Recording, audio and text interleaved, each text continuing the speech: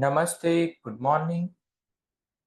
तो आज हम अपने गुरु doctor Samuel Hahnemann sir, Kent sir, Boenninghausen sir, Hering sir, Robert sir and many more masters of homeopathy और अपने टीचर्स और माता पिता के आशीर्वाद से आज की जर्नी को स्टार्ट करते हैं। अब तक हमने की स्टिकिंग के पार्ट को कवर किया, जो हमारी क्योर की प्रोसेस का सबसे पहला कदम है। अब second point of the business of a true physician, aphorism number 105. The second point of the business of a true physician related to acquiring the knowledge of the instruments intended for the cure of natural diseases, investigating the pathogenetic power of medicines in order, when called on to cure, to be able to select from among them one from the list of whose symptoms an artificial disease may be constructed as similar as possible to the totality of principal symptoms of the natural disease sought to be cured. तो ये दूसरा point है कि true physician की जो business है, उसकी journey का दूसरा पार्ट है कि उसको जो भी हम इंस्ट्रूमेंट्स यानी कि दवाइयाँ यूज करने वाले हैं, उसकी नॉलेज लेना, एक्वायर करना, उससे उसकी नॉलेज से परिपूर्ण होना, जिससे उसको उसकी उस दवाइयों की पैथोजेनेटिक पावर मालूम हो। और जब भी उसको बुलाया जाए क्योर करने के लिए, तो उसमें से वो ऐसी दवाई सिलेक्ट कर ले जिसके सिम्टम्स हूबहू principal symptoms of the disease के साथ मैच करती हो, और इससे एक आर्टिफिशियल डिजीज कंस्ट्रक्ट हो और उससे वो क्योर हो जाए। तो ये एफोरिज्म नंबर 5 है हमारी नेक्स्ट जर्नी। यानी कि अब कुछ एफोरिज्म तक हम यही बात को समझेंगे कि कैसे हम दवाइयों की नॉलेज ले सकते हैं। 20106, the whole pathogenetic effect of the several medicines must be known। पूरी जानकारी, कुछ दवाइयों की पूरी जानकारी हमें पता होनी ही चाहिए। कुछ दवाइयों की पूरी जानकारी, पूरी उसकी सभी पैथोजेनेटिक इफेक्ट के बारे में हमें पता होना ही चाहिए। That is to say, all the morbid symptoms and alterations in the health that each of them is specially capable of developing in the healthy individual must first be being observed as far as possible। इसका मतलब कि हमें वो सब morbid symptoms, जो जो unhealthy symptoms है, जो अल्टरेशंस है हेल्थ में, उन सभी उन सभी के बारे में पता होना चाहिए, जो वो हर एक इंडिविजुअल दवाई स्पेशली उसको प्रोड्यूस करने में सक्षम है, डेवलप करने में सक्षम है हेल्दी इंडिविजुअल में। वो हमें पता ही होना चाहिए, उसको पहले हमें ऑब्जर्व करना है, जहाँ तक हो सके वहाँ तक, before we can hope to be able to find among them and to select suitable homeopathic remedies for most of the nature disease। किसके पहले, जिस इसके पहले कि हम उस दवाई से कोई आशा रखें कि वो हमें हमें सक्षम बनाएगी, उसके पहले कि जैसे कोई नेचुरल डिजीज के क्योर के लिए वो सूटेबल हो जाए और हम उसको सिलेक्ट कर ले और वो अच्छा काम करे, उसकी होप रखने से पहले हमें कुछ दवाइयों के बारे में पता होना चाहिए। अगर आपको मटेरिया मेडिका का नॉलेज नहीं है, तो फिर आप ट्रीटमेंट नहीं कर सकते। करेंगे तो भी वो ऐसी ट्रीटमेंट नहीं होगी जहाँ पर आपको पूरा कॉन्फिडेंस हो अपनी दवाई पर। तो कुछ दवाइयाँ के बारे में जैसे आप 15, 20 या 25, 30, मैं तो कहता हूँ हनीमान सर ने जो एंटीसोरिक दी है 62 या 64 जैसी, वो एंटीसोरिक के बारे में तो आपको पूरी जानकारी होनी ही चाहिए। भले ही दूसरी दवाइयों के बारे में ना उतना मालूम हो, लेकिन इनके बारे में पूरी जानकारी होनी चाहिए, सभी पैथोजेनेटिक इफेक्ट पता होनी चाहिए। धीरे-धीरे शुरुआत कर सकते हैं, 1 दवाई, 2 दवाई, 3 दवाई। धीरे-धीरे अगर शुरुआत करेंगे, करते रहेंगे डेली ये एक्टिविटी को, तो फिर आप धीरे-धीरे पता नहीं चलेगा कब आपको ये सब दवाइयाँ सभी एंगल से पता चलने लगी। लेकिन सोचते रहेंगे इतनी जानकारी कैसे हम हासिल करें, इतना तो याद नहीं रह सकता। कितना टाइम जा सकता है। ऐसा सोचने में काफ़ी टाइम चला जाता है, उसके पहले आप एक्ट करना चालू कर दीजिए। थोड़ी-थोड़ी इन्फॉर्मेशन लेते रहिए, एक दवाई को पकड़िए, उसकी थोड़ी-थोड़ी इन्फॉर्मेशन रोज़ लेते रहिए, अलग-अलग एंगल से। खास करके प्रूविंग के सिम्पटम पढ़ते रहिए, तो आपको पता चलता रहेगा कि ये दवाई का क्रक्स क्या है, उसकी पूरी पैथोजेनेटिक इफ़ेक्ट क्या है। 107. If in order to ascertain these, medicines be given to sick persons only, even though they be administered singly and alone, then little or nothing precise is seen of their true effects, as those peculiar alterations of the health to be expected from the medicine are mixed up with the symptoms of the disease and can seldom be distinctly observed.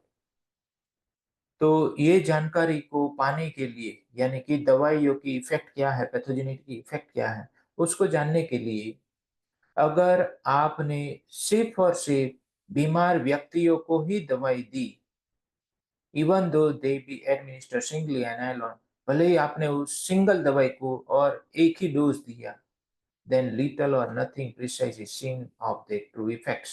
तो फिर आपको क्योंकि बीमार person में हमने दिया है तो उसकी सच्ची इफेक्ट हमें कुछ पता नहीं चलेगा या फिर काफी थोड़ा पता चलेगा क्योंकि as those peculiar alterations of the health to be expected from the medicine are mixed up with the symptoms of disease क्योंकि जो उसकी उसकी इफेक्ट से उस दवाई की इफेक्ट से जो हेल्थ में परिवर्तन आना था जो सिम्टम्स उत्पन्न होने थे वो सिम्पटम्स मिक्स्ड हो जाएंगे डिजीज के सिम्पटम के साथ and can seldom be distinctly observe और हम उसको भाग्य ही उसको अलग अलग ऑब्जर्व कर पाएंगे तो इसीलिए हमें जब भी प्रूविंग करनी हो तो हमें बीमार पर्सन्स में नहीं देनी है ये हमारा लॉज है प्रिंसिपल्स है 108.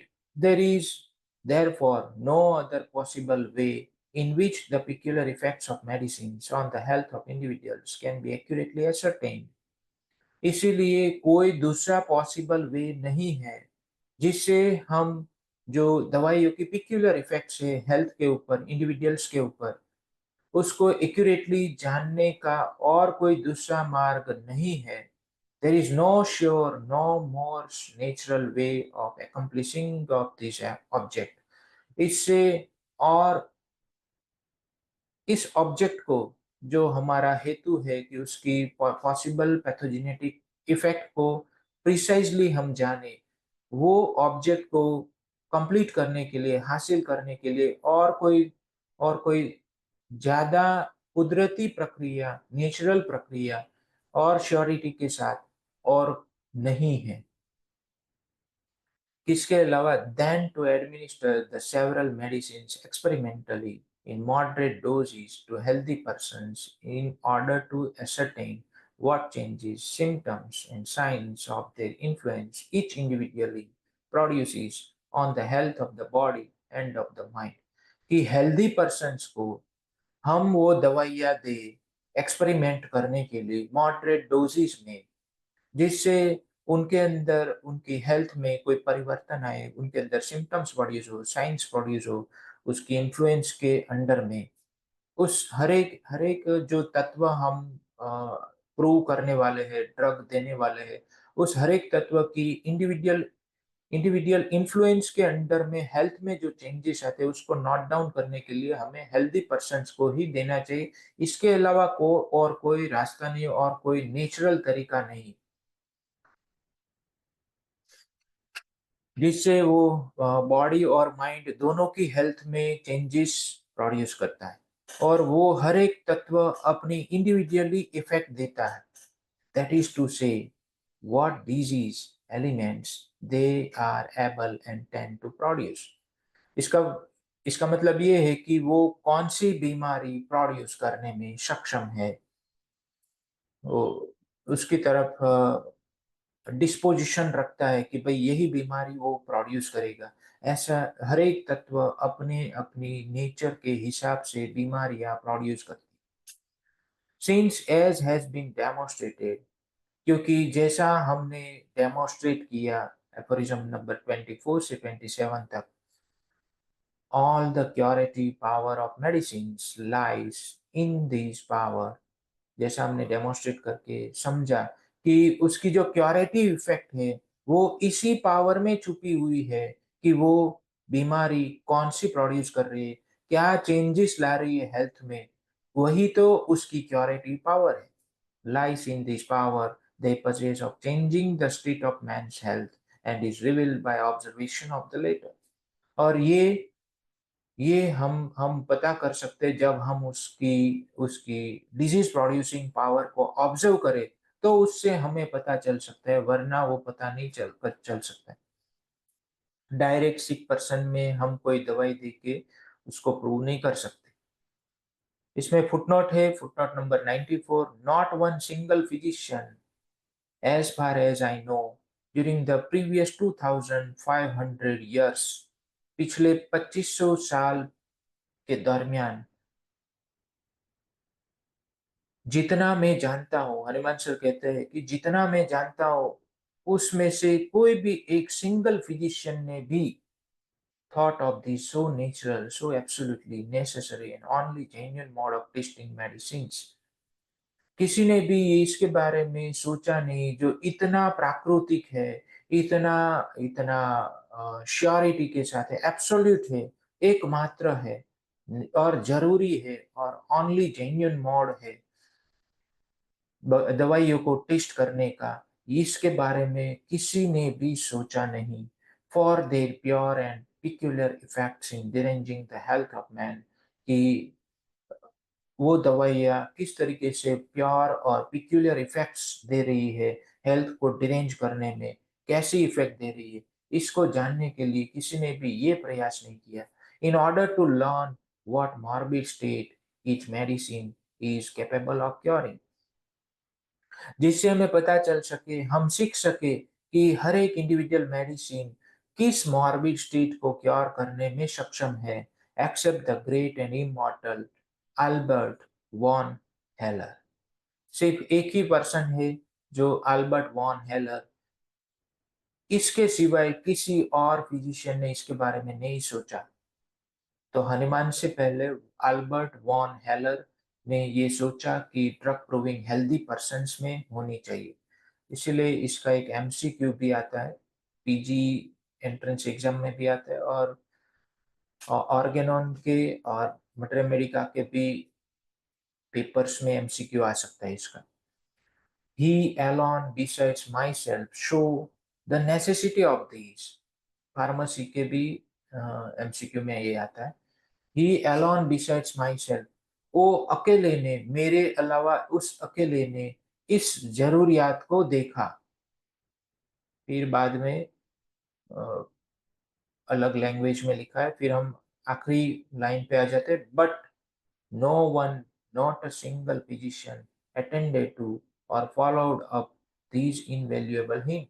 उसने ऑलरेडी 1771 में ये लिख दिया था प्रीफेस में, preface to the pharmacopoeia Helvetic Basel, लेकिन किसी ने इसके बारे में नहीं देखा, नहीं सुना, नहीं सोचा। तो और इस इनवैल्यूएबल हिंट के बारे में किसी ने पीछे प्रयास नहीं किया, किसी ने उसको अटेंड भी नहीं किया। No single physician has attended it. तो हम आज की जर्नी को हम यहाँ पर स्थगित करते हैं, कल फिर से हम आगे बढ़ेंगे। तब तक के लिए thank you, good bye, take care, love you all.